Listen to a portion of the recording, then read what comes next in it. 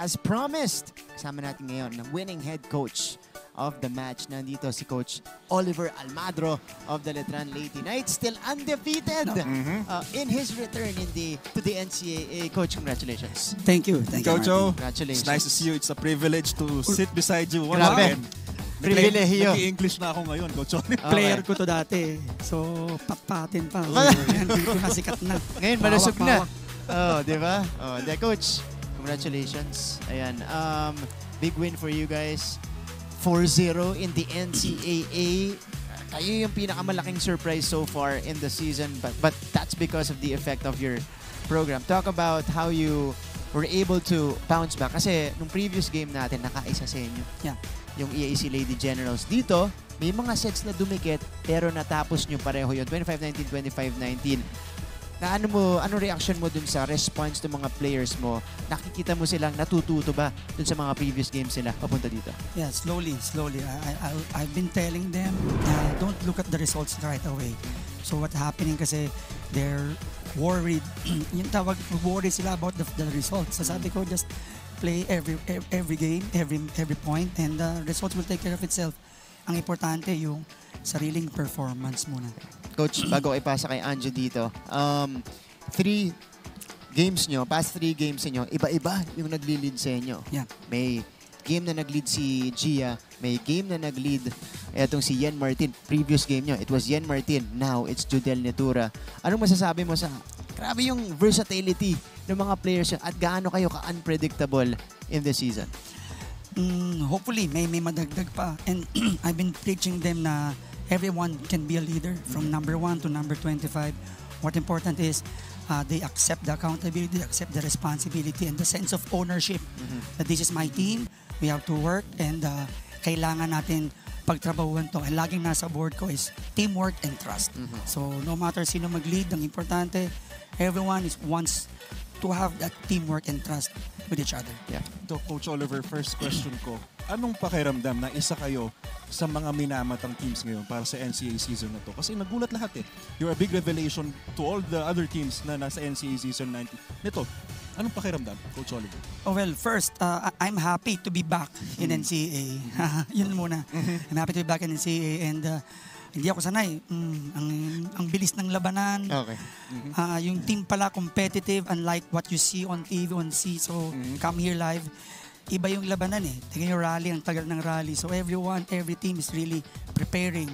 So, siguro kami, ang lagi lang sinasabi sa mga players ko is keep on asking. Hingin mo lang ng hingin. Preparation lang kung ano pwedeng gawin. And results will take care of itself. Kung susunod lang sila sa sistema and the pattern, nandun lang lagi yung magandang resulta. Coach, linawin ko lang hindi ka sanay sa NCAA, pero hindi ka sanay na nasa inyo ang focus. Kasi sanay ka naman kahit saan ka pumunta. Nasa iyo ang focus na kay Coach O. Pa-humble si Coach Oliver. Tinuro ko kay Anjo yan. Tama. Always be humble. Yes. Okay. Iba pa rin yung laban. What you see, what you read in newspaper, what you see in TV, iba. Iba pag nasa loob ng court. May halong pressure pa rin kasi lahat ng teams evenly matched eh. So siguro may isa o dalawa na malalaki or ano, but everyone is evenly matched. So kailangan lang talaga right preparation and the right motivation that I'm telling my players. So Coach Oliver, last question para sa akin.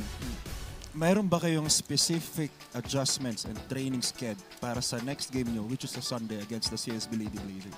Well, wala namang special, but we've been waiting kasi alam naman na nakalaban na namin sila during the off-season.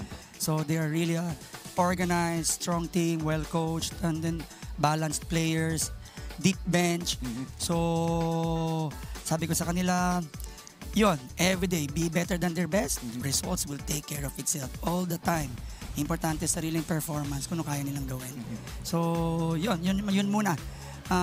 Darating si Benil, then we know naman na perennial champion na siya. So let's see kung hanggang saan na maabuti ng mga Lady Knights ko. Coach, pwede ba namin itanong ano naging resulta nung off-season encounter na yun with the Lady Blazers? Obviously, this is a different story kasi marami na kayong nagawa at napagtrabahuhan. Ano yung naging resulta doon, Coach? Curious lang, curious. Well, pasilip. They beat us, but we're learning. Alam namin kung ano yung kaya nilang gawin.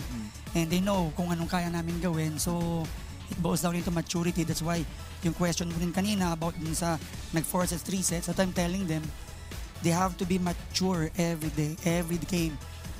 Padagdag ng padagdag dapat yung maturity nila towards the game, on and off the court, and how they respect the opponent. Okay, pero, despite the areas na nakikita ni Coach O na kailangan pa nilang improve, all of the games so far have resulted to wins, Coach O. Congratulations, 4-0 right now in the competition. Coach, your opportunity to greet everybody's watching right now. You've had plenty of opportunity. But of course, di ba, you always take it, syempre, pasalamatan lahat ng mga sumusuporta sa inyo, Coach. Yes, thank you, Anjo. Coach, congrats, Coach. Well, first, of course, si Father Vic, Father Rector, Boss Frank, and the SJ family. My family, my wife, Jen, and my daughter, Anaya, my family in Las Vegas, Mama Let, mga family in Las Vegas. Now, binigreet ko yung mga sumusupport sa amin, sa Letran, and yung mga coaching staff ko. And before I forget, sila Rex, Sir Mike, tropa to. So, yun ang namin. And please pray for Letran Lady Knights, those alumni, mga prep namin. And yung mga aribot namin dyan. Aribot. Napakaganda nung pangalan ng grupong yan, Coach. Go ahead. And yun lang. Thank you to the community. Please continue praying for us. Okay, Coach.